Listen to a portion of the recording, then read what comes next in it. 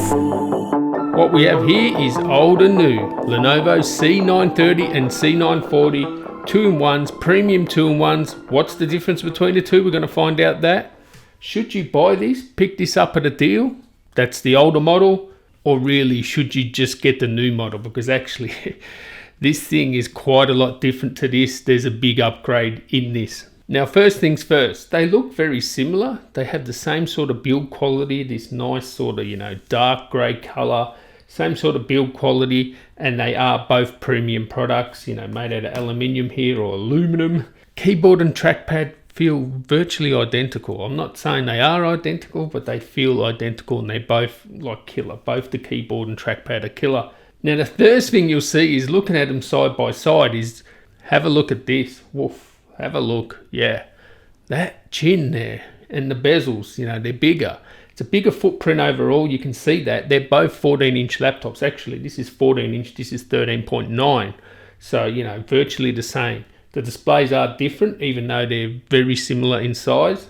This is 400 nits. They are both full HD displays, and this one here you can actually pick up like a HDR one, which is a 4K HDR. You can get a 4K on this model, the older model, but it's not as good as the 4K HDR on the new 940. So this is 930, this is 940. Now I actually got the 930 first, and when I was actually using it, I never noticed the bezels or anything like that. But when you put them side by side, there is that difference, right?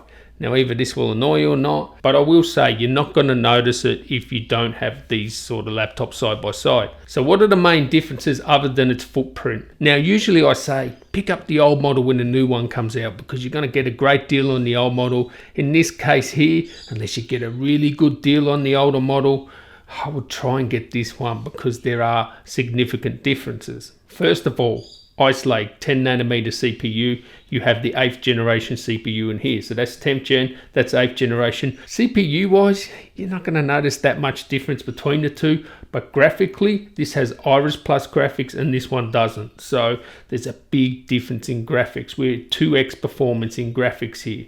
So this will have better performance per watt, 10nm, newest architecture, and with the newer architecture, it's got less vulnerabilities. Whereas this one's probably crippled a little bit more with, patches for the, the CPU in here, whereas this one doesn't need so many patches. Now, I will find out in my full review which one has the better battery life, but this one should have better battery life, better performance per watt. They both have a 65 watt hour power adapter, USB-C. They both had two Thunderbolt 3. It's the same sort of ports, and both 60 watt hour batteries. But given this is the latest generation, 10nm, it should be more power efficient. Now, you would assume that the display would be more power efficient too, but I don't know that for a fact yet. But find out in the full review which one has the better battery life.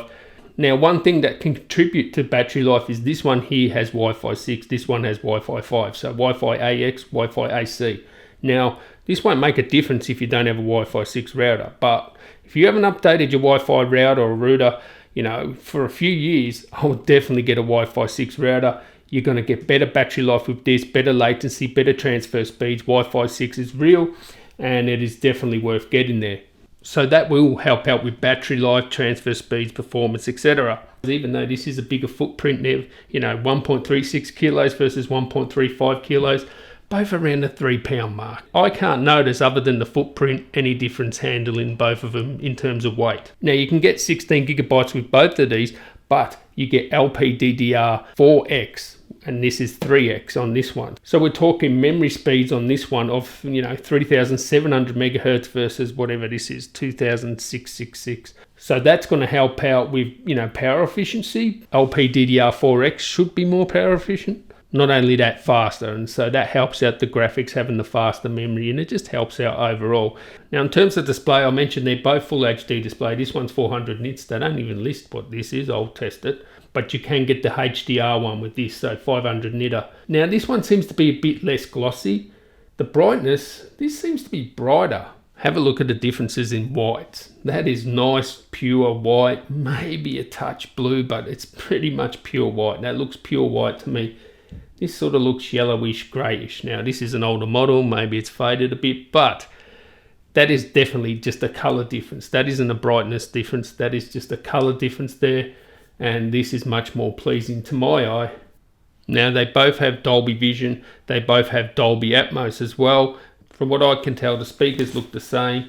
Everything looks the same. One thing about this model here is we have these antenna lines on the bottom here, which you don't get with that. There is a bit of a difference with the ventilation on the bottom too. You can see there, yeah, different ventilation, different CPU, different GPU. It doesn't have the antenna lines. So anyway, there's just a quick overview of what are the differences between the two. I would not be picking up the older model unless you can get a really good deal, like really good, because, you know, much better graphics performance, Wi-Fi 6, the display's better, it's smaller, yeah, 10th generation CPUs.